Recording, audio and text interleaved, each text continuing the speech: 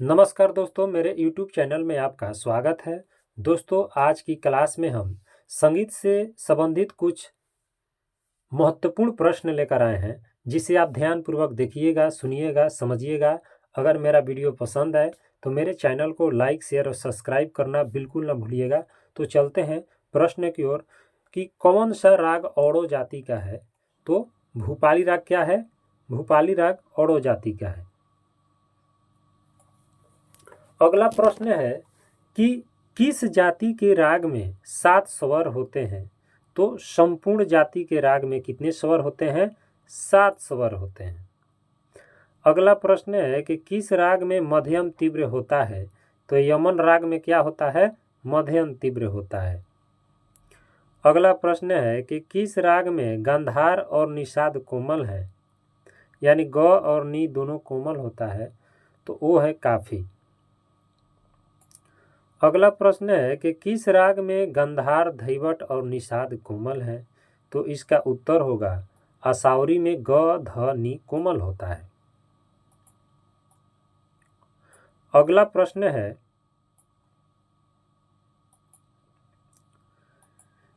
कि किस राग में ऋषभ, गंधार, धैवट और निषाद कोमल है।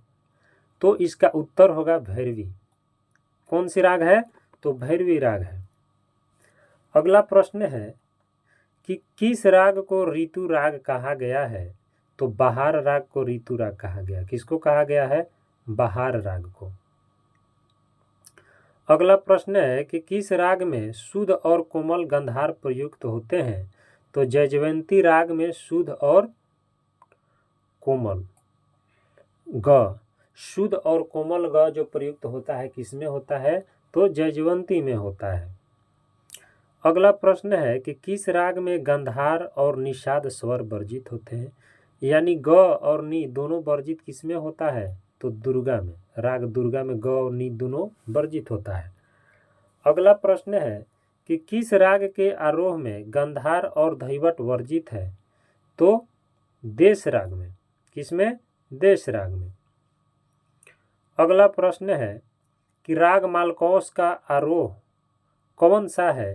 तो राग मालकौस का आरोह जो है वो सा, ग, म, ध, नी है। अगला प्रश्न है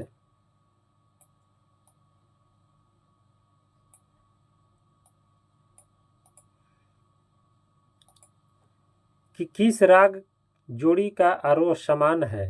तो राग देश और राग सारंग का जो आरोह है वो समान है।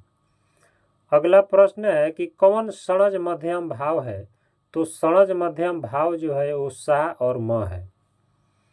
अगला प्रश्न है कि कौन सा पूर्वांग स्वर है। तो पूर्वांग स्वर जो है वो सा, रे, ग, म, प है।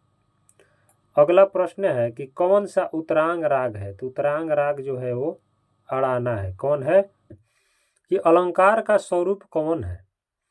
तो अलंकार का स्वरूप है स, रे, ग, रे, ग, म, ग, म, प। ये अलंकार का स्वरूप है। अगला प्रश्न है कि तिलक कामोद का स्वर है। तो तिलक कामोद का स्वर है स, रे, प, म, ग, स, रे, ग, स। ये तिलक कामोद का है। अगला प्रश्न है कि कौन सा ताल और गायन शैली दोनों है। तो ताल और गायन शैली दोनों कौन है? धमार है। धमार जो है 14 मात्रा का होता है। अगला प्रश्न है कि कौन चौताल में निबद्ध गायन शैली है। चौताल में निबद्ध गायन शैली जो है ध्रुपद है, और ध्रुपद तानसेन बहुत गाता था। अगला प्रश्न है कि हिंदुस्तानी शास्त्रीय संगीत के मुख्य स्वरलिपि पद्धति कौन है। तो ये भारतखंडे पलुस्कर स्वरलिपि पद्धति हमारे हिंदुस्तानी शास्त्रीय संगीत की है। अगला प्रश्न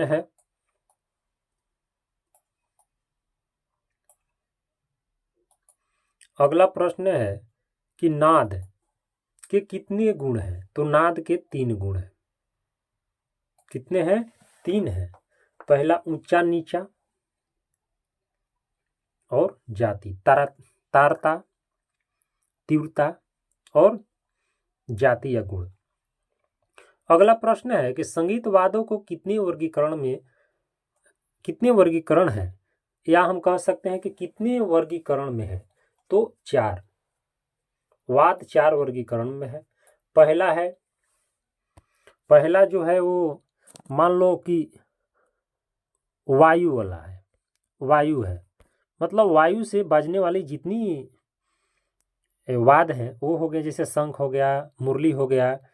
उसके बाद है औनद वाद्य, उसके बाद औनद वाद्य है। औनद वाद्य में जैसे चमड़े से बना हुआ वाद्य हो गया। उसके बाद हो गया तत्वाद्य, तत्वाद्य जैसे तार वाला को हम तत्वाद्य कहते हैं। उसके बाद हो गया घनवाद्य, तो घनवाद्य में झाल मजीरा जो बजता है वो है घनवाद्य। तो अगला प्रश्न है कि औनद वाद्य कौन है, आ ही गया। तो औनद वाद्य तबला है, क्योंकि तबला जो है चमड़ा से बना होता है ना, तो इसे हम औनद वाद्य कह सकते हैं। अगला प्रश्न है कि विद्युत संगीत वाद्य कौन सा है। एक विद्युत संगीत वाद्य है जिसका नाम है तालमाला। क्या नाम है? तालमाला। ये इसका ऑप्शनली भी क्वेश्चन आ जाता है कि तबला, गिटार, बांसुरी और तालमाला चारों में से कौन होगा, तो तालमाला होगा। अगला प्रश्न है कि शहनाई है। शहनाई क्या है भाई? तो शहनाई सुशिरवाद है, यानी वायु यंत्र है। अगला प्रश्न है कि कौन सा एक समूह 12 मात्राओं की ताल है। तो 12 मात्राओं की जो ताल है, एक ताल चौताल को हम 12 मात्राओं की ताल कहते हैं। अगला प्रश्न है